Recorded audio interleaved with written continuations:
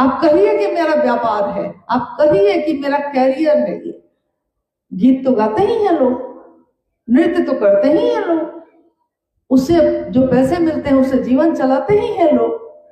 जगत को बेचकर जगत को खरीदने का रिवाज पुराना है, लेकिन शिव को बेचकर जगत को खरीदना, इसके लिए तो साहब ने कहा कि एकदम निषेध है, आप नहीं कर सकते। उन्होंने कहा कि आध्यात्मिक ऊर्जा का संचरण होता है, आध्यात्मिक ऊर्जा मिलती ही मिलती है। जो शिव की बात करेगा लोग उसकी तरफ आकर्षित होते ही होते हैं।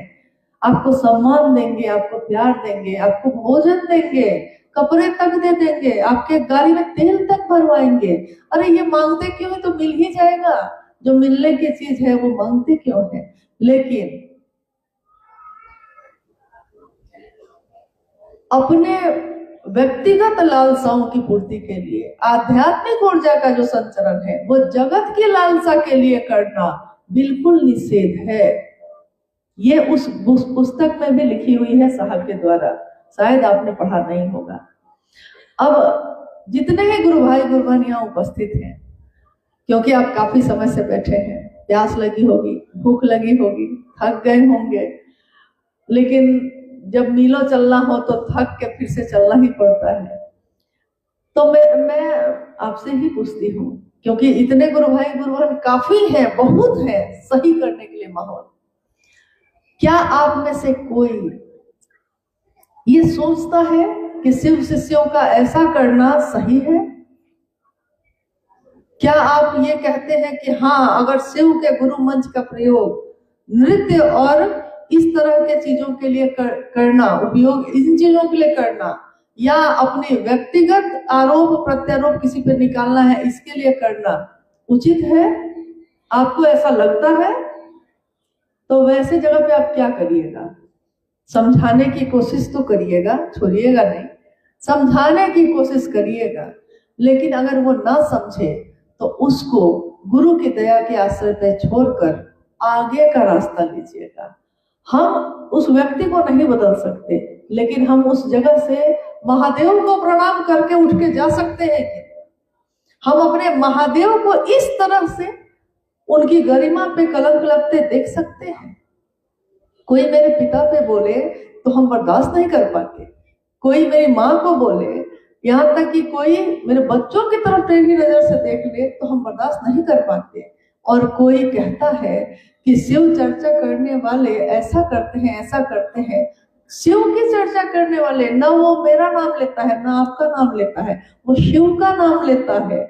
और जब आरोप गुरु पे लगेगा तो हमको आपको कैसे बर्दाश्त होगा? ये तो हम कर सकते हैं, चीजें इसी से ठीक हो जाएंगी। जहां भी ऐसा होता हो उस जगह पे न जाए। अगर हो रहा है प्रणाम करके अपने महादेव को उठिए और चले आइए, कुछ बोलने की जरूरत नहीं, कोई शिकायत नहीं। ठीक है, आपका यही रूप है तो यही मुबारक आपको, लेकिन हमारा आपका तो नहीं है। ऐसा क्या मिल जाएगा जो महादेव से नहीं मिलेगा? तो महादेव की गरिमा के लिए, अपने गुरु के लिए हम लोग ये कर सकते हैं। क्या कर सकते हैं कि नहीं? कर सकते हैं।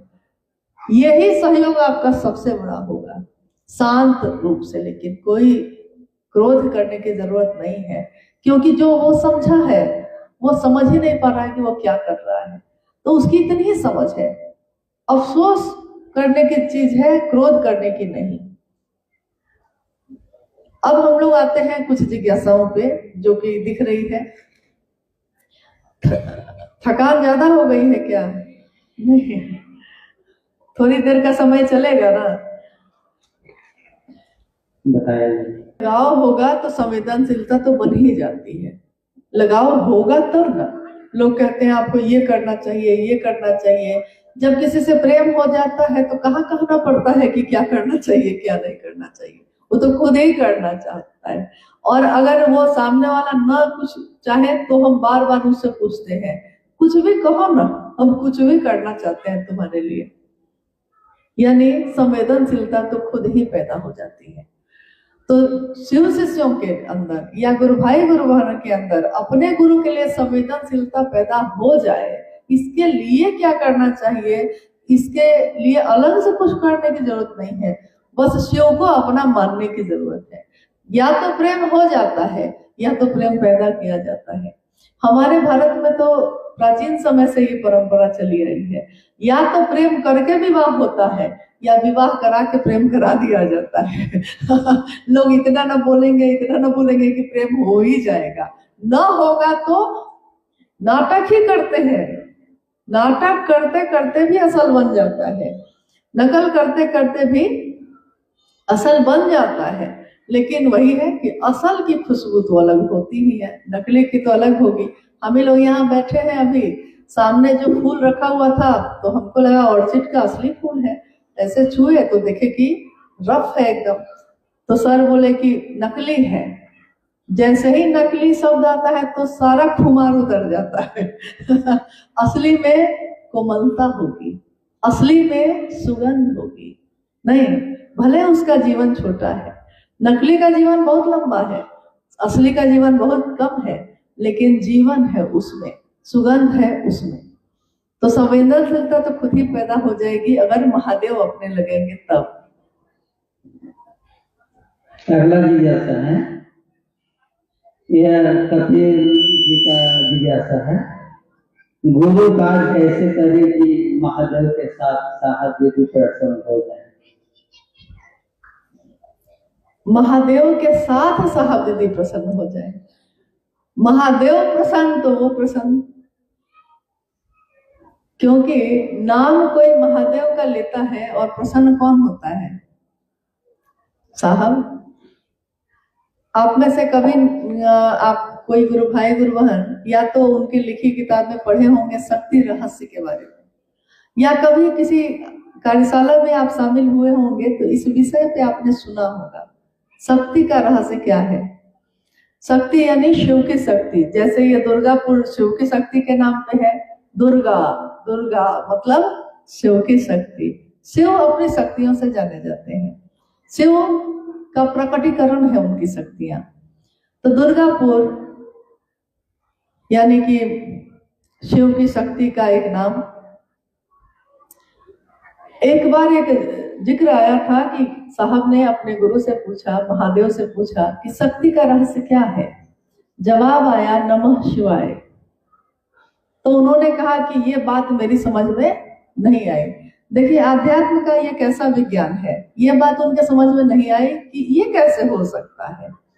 भगवती की उपासना में भगवती का ना मंत्र होगा, गणेश की पूजा होगी तो गणेश का मंत्र होगा, तो भगवती के का रहस्य शिव का ऊपर प्रणाम करना कैसे हो सकता है?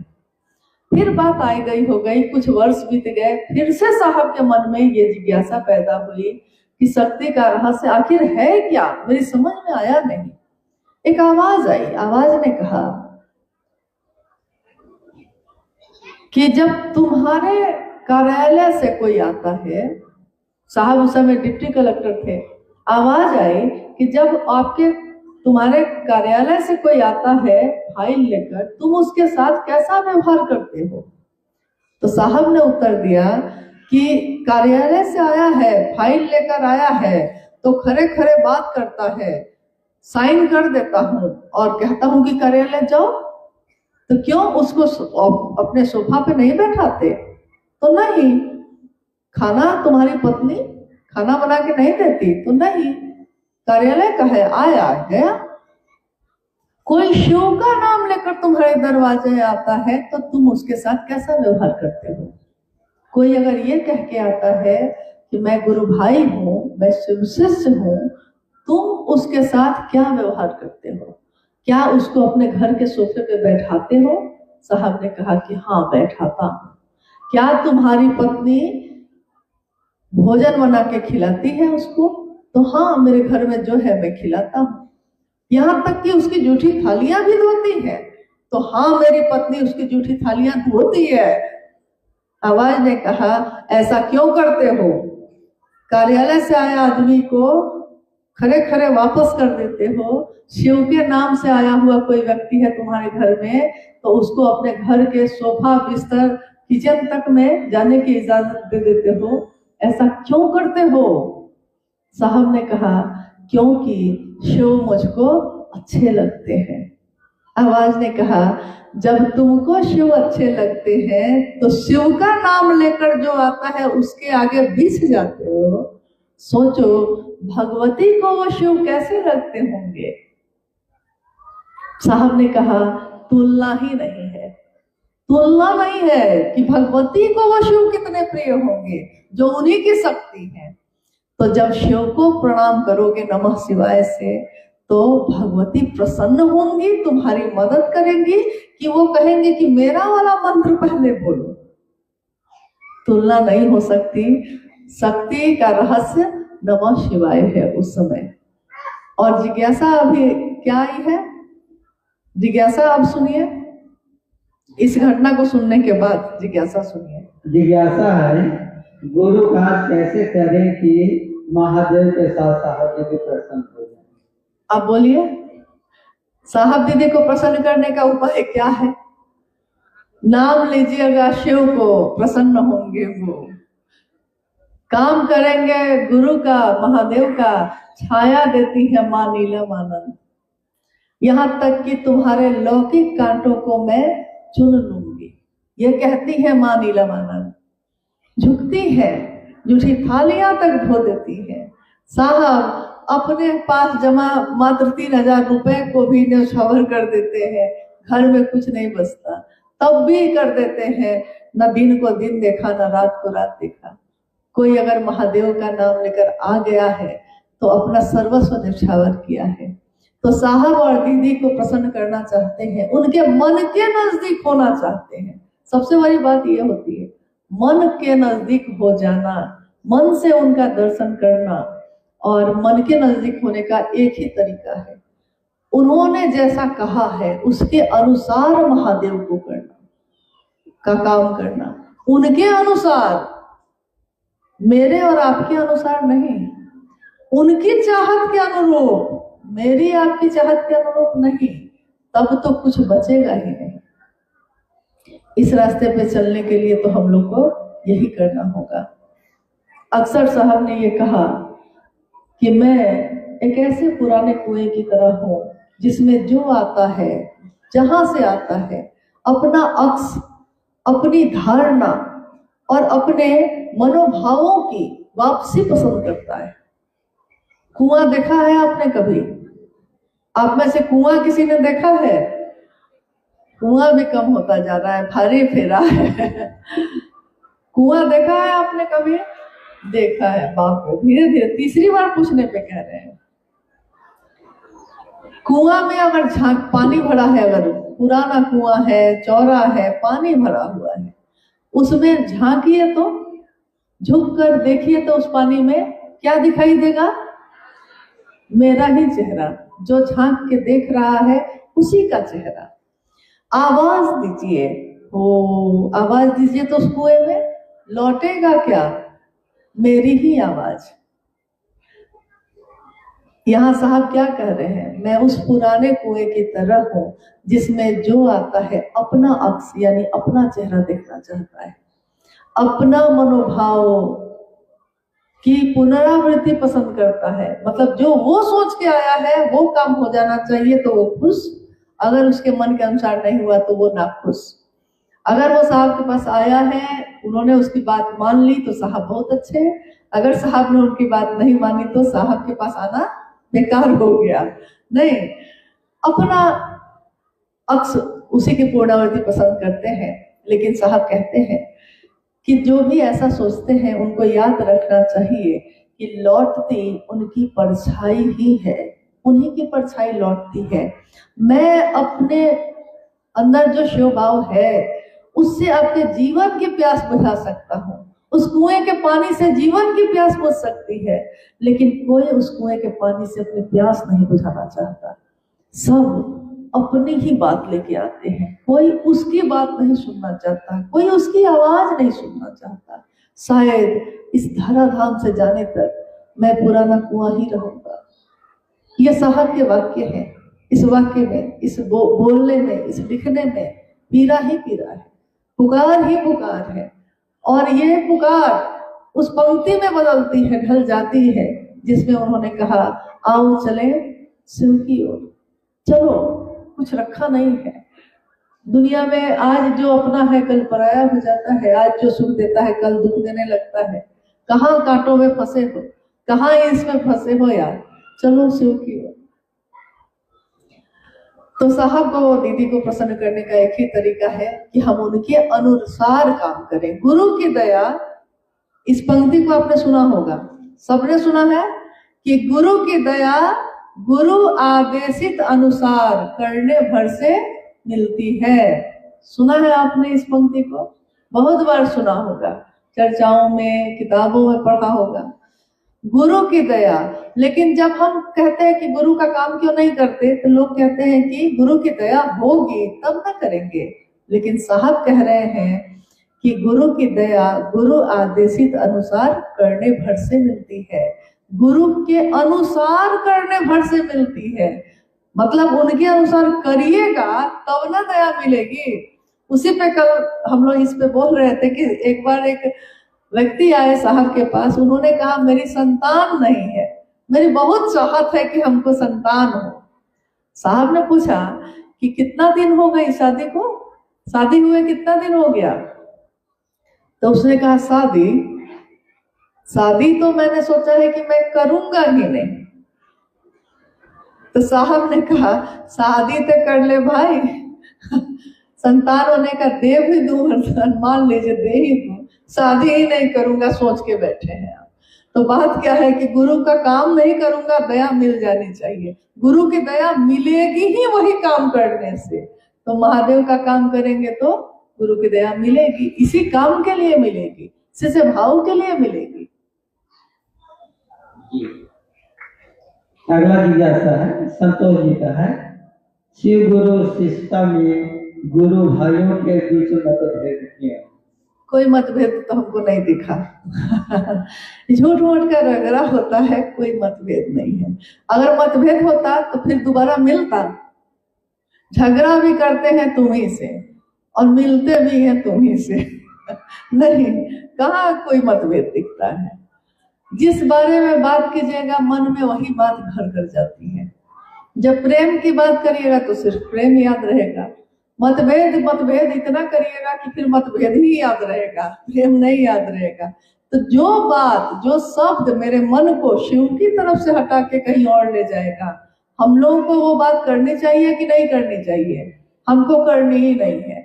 मतभेद पे हमको कोई बात नहीं करनी है, आपको करनी है करिए, क्योंकि आपके पास मतभेद पे बात करने का समय है और मेरे पास मेरे गुरु महादेव और साहब दीदी के आशीर्वाद से प्रेम करने के लिए समय है, प्रेम करने की बात करने का समय है, शिव शिष्टा में चलने का समय है, एक दूसरे को सहारा देने का समय है। और बिना किसी उम्मीद के, हो सकता है वो फिर मुझसे कभी मिले भी नहीं, लेकिन मेरा मन तो खुश होगा कि मैंने किसी के लिए तो कुछ अच्छा किया महादेव की तरफ चलने में। भले वो मुझको समझे ना समझे, उसके ऊपर मेरा बस नहीं, लेकिन अपने ऊपर तो मेरा बस है।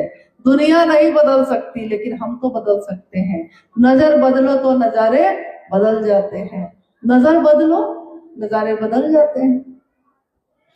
बहुत गर्मी है बाहर, लेकिन जिसका जिसका मन खुश होगा उसको इस गर्मी का असर हो रहा है।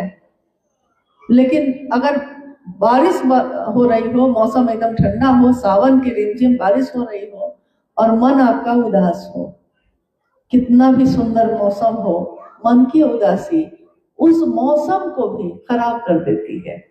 और मन खुश हो, मन में शिव है, मन आनंदित है, तो हर चीज में, यहाँ तक कि धूप में भी छांव का आनंद होता है, पतझड़ में भी बहार का आनंद होता है, तपती धूप रेगिस्तान में भी बारिश की बूंदों का एहसास होता है। शिव की बात करने वालों को अपने जीवन में हर जगह शिव का आभास होता है। शिव ही शिव है, जिधर देखूं तुम्हें मुझे तुम मिल गए, हमदम नजारा हो तो ऐसा हो, जहां देखूं वही तुम हो, सहारा हो तो ऐसा हो, महादेव जैसा सहारा हो, साहब दीदी जैसा सहारा हो, और किसकी जरूरत? जहां रहिए, खुश रहिए, आनंद रहिए, दूसरों को भी वही दीजिए। जो आपके मन में होगा दूसरों को वही ना दीजिएगा। चलिए अंतिम प्रश्न करिए, क्योंकि ये भाई पवन जी का एक जिज्ञासा है कि एक को जानो एक को मानो, इस संदेश से मेरे साहब श्री क्या समझाना चाहते हैं, कृपया समझाने का प्रयास किया जाए। किनकी जिज्ञासा है? पवन जी का। पवन जी अच्छा, का, पवन जी का। एक को जानो एक को मानो। जब एक को जानिएगा तो एक को ही मानिएगा। जिसको जानते हैं हम उसी को ना मानते हैं, जिसको मानते हैं उसको जान लेते हैं। तो यहाँ किसको जानना है हमको, किसको मानना है? साहब की इच्छा भी यही है कि हम शिव को जाने, सबकी इच्छा यही है, सबकी मनसा यही है। हम लोग अपने जीवन में यही काम करते हैं। सोच लीजिए कि जिस जीवन में, इतने बेशकीमती जीवन में महादेव की बात कर रहे हैं, और अगर महादेव की बात करके भी हमारा मन खुश नहीं है तो बेकार है इस काम को करना। तब तो अपने घर में हम लोग सही थे, अपने घर में अच्छे थे, सबकी शिकायत करते थे, सबको फोन पे यहाँ की चुगली वहां करते थे, एक दूसरे की शिकायत, एक दूसरे से झगड़ा, क्या मजा था उसमें। कहाँ महादेव के पास आ गए। काठमांडू में साहब से किसी ने कहा कि साहब महादेव को गुरु बना के हम फंस गए। साहब ने कहा कि अरे तुम क्या फंसे हो जो हम फंस गए हैं। नहीं, क्या हो गया है, क्या हुआ गुरुवान को? अच्छा, आप लोग बहुत शांति बना के रखिए। नहीं ठीक है, ऐसे भी समय भी हो गया है, और मेरा इतना ही निवेदन है, अनुरोध भी है कि ठीक है, बोलिए। ठीक है, एक जिज्ञासा और है, उस पर भी बात कर लेते हैं हम लोग। शिव चर्चा के नाम पर लोग चंदा उठाकर जो बचता है खुद रख लेते हैं, इसका लोगों के जीवन पर क्या असर होगा? अब लीजिए। अच्छा, इस जिज्ञासा पे ताली बज रही है। चर्चा के नाम पे, शिव चर्चा के नाम पे कोई चंदा करता है और जो बचता है वो खुद रख लेता है, इस पे क्या किया जाए? आप एक बात का उत्तर दीजिएगा, क्योंकि आपने नाम नहीं बताया है कि कौन ऐसा करता है। तो जो ऐसा करता है आप तो जानते होंगे उसको। क्या वो व्यक्ति अमीर हो गया? क्या उसके जीवन में खुशी ही खुशी छा गई है? चेहरा मुरझाया लगता होगा हमेशा। कुछ हासिल नहीं हुआ होगा। जब एक बार बिहार में एक कार्यक्रम में ऐसा मामला हुआ, साहब ही गए थे उसमें। आने के बाद क्या हुआ कि कुछ दिन तक पुराने गुरु भाई लोग जो प्रतिदिन आते थे, सबके बीच में ये चर्चा का विषय हो गया कि अमुक जगह जो आपका आयोजन हुआ उसमें लाखों रुपए बचे और किसी चीज का आय व्यय का हिसाब नहीं दिया लोगों ने, महादेव के नाम पे पैसा लिया था, महादेव के काम में खर्चा होता। महादेव का काम मतलब क्या समझे, क्या चीज में? जैसा आपने सुना ना अभी संस्था या न्यास साहब ने बनाया, क्या करती है ये संस्था न्यास? इसका मूल उद्देश्य क्या है? शिव के गुरु स्वरूप की स्थापना जन जन में करना। आप भी ऐसा ही करते होंगे। शिष्यानुभूति लोगों के बीच उसी पैसे से हम लोग बांट लेते हैं, आप लोग भी बांटते होंगे। 3 सूत्र का कार्ड बांटते हैं, स्टिकर बांटते हैं, लोगों को समझाते हैं, इस पे ऑटो बुक करके जाते हैं। महादेव का काम अगर बढ़ाते हैं, सब अपना पैसा लगा के बढ़ाते हैं, तो इसका परिणाम वो होता है कि पूरा दिन उसके आगे भी जो जीवन है सब आह्लाद में बीतता है, खुशी में, किसी बात का तनाव नहीं, किसी बात की चिंता नहीं। मेरे गुरु के लिए मैंने एक ईंट ही लगाई है इस इमारत में, लेकिन ये ईंट मेरी है जो लगी है। ये बात, ये एहसास मेरे मन को खुश रखता है, लेकिन मैंने इसमें से एक ईंट चुरा ली है, ये इमारत जो बुलंद हो रही है।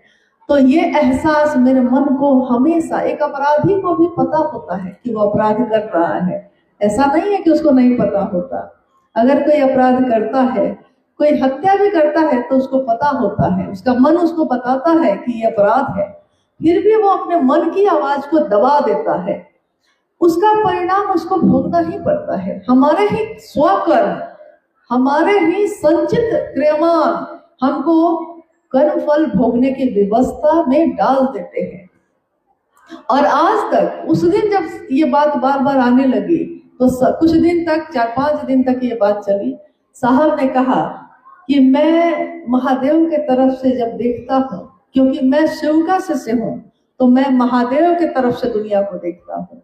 मैं दुनिया की तरफ से महादेव को नहीं देखता हूँ, मैं महादेव की तरफ से देखता हूँ, क्योंकि मैं अकेले महादेव की तरफ जा रहा था।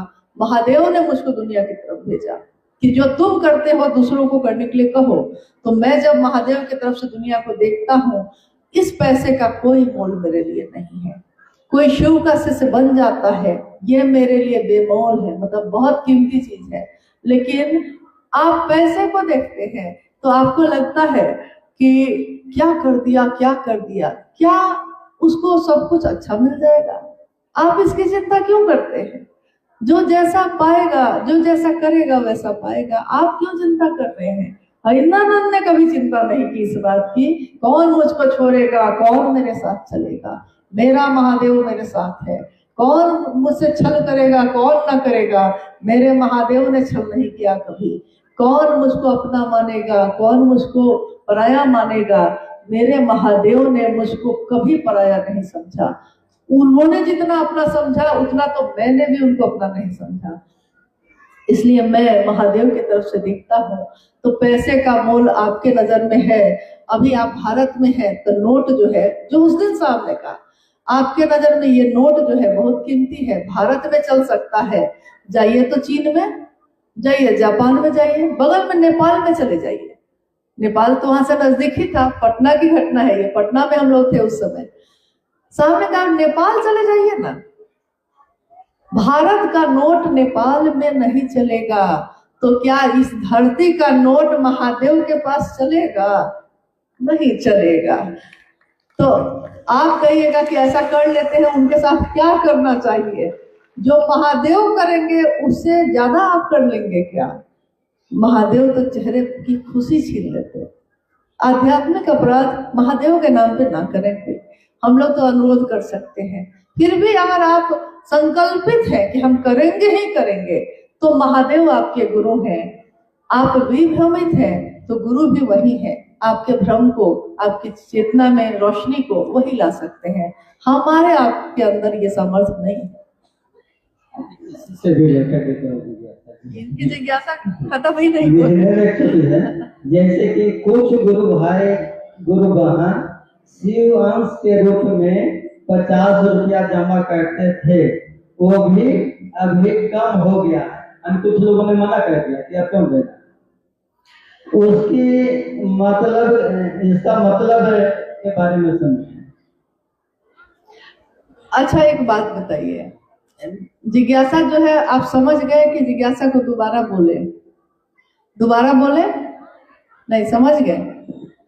जिज्ञासा ये है, फिर से बोल देते हैं, ठीक से बोल देते हैं। जिज्ञासा ये है कि क्या शिव गुरु कार्य को बढ़ाने के निमित्त एक संस्था, शिवशिष्य परिवार, 2 न्यास, वैश्विक शिवशिष्य परिवार, शिवशिष्य हरिनारायण फाउंडेशन, इन 3 चीजों की स्थापना स्वयं साहब श्री ने की थी। और उन्होंने इन तीनों के मूल उद्देश्य को बनाया था, शिव के गुरु स्वरूप की स्थापना जन जन में करना। और जब किसी देश में रजिस्टर्ड होता है कागज पे, तो सरकार उसके सदस्यों को भी खोजती है। इसलिए बहुत सारे लोग, हम में से बहुत गुरु भाई गुरु बहन, उस समय किसी न किसी संस्था या न्यास में सदस्य भी बने। सदस्य बने मतलब कुछ ऐसा नहीं था, उसमें 50 रुपये महीने में वो सदस्यता के रूप में देते हैं और उसकी रसीद प्राप्त होती है। लेकिन उनका ये पैसा शिव के गुरु कार्य में खर्च किया जाता है। जैसा मैंने अभी थोड़ी देर पहले भी बताया कि गुरु कार्य में खर्च करना मतलब क्या? गुरु कार्य में मतलब कि ये सारी चीजें आती हैं। शिष्यानुभूति जो दी जाती है फ्री में, लेकिन छपने में तो पैसे लगते हैं।